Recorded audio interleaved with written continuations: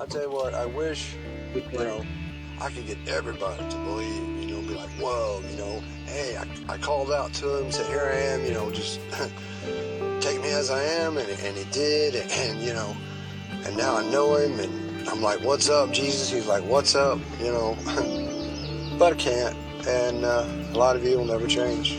That's sad.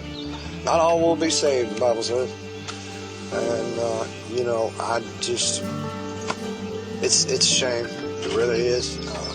Most of you can't see past what you see, but I promise you this isn't permanent. Look at the Egyptians, man. They packed up all that gold and they stored it all up, and they didn't take it with them. They talked about coming back, those false gods were going to bring them back. Oh, they didn't come back. Their gold's still being robbed out of their tombs to this very day. But that's not really my point.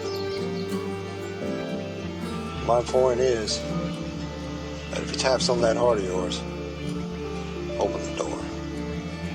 Open the door. Some people, metaphorically the door being the heart, some people will crack that door open and hold their hand on the handle and be like, hey, that's Jesus.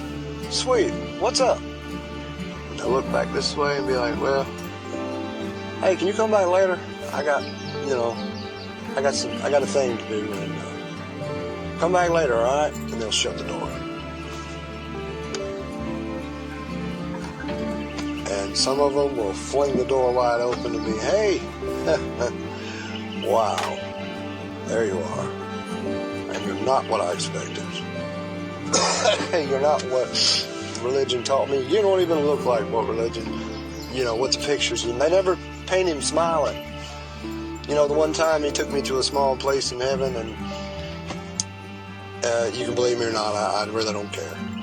And as he walked up to me, I dropped to my knees and grabbed him at his shins and hugged him and didn't want to let go and couldn't stop crying. And I promise you, if it happened to you, you'd be the same way.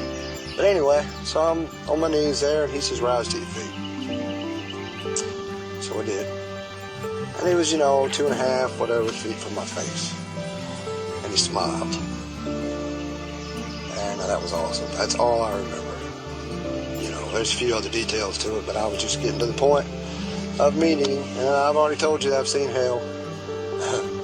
And it ain't nothing to play with.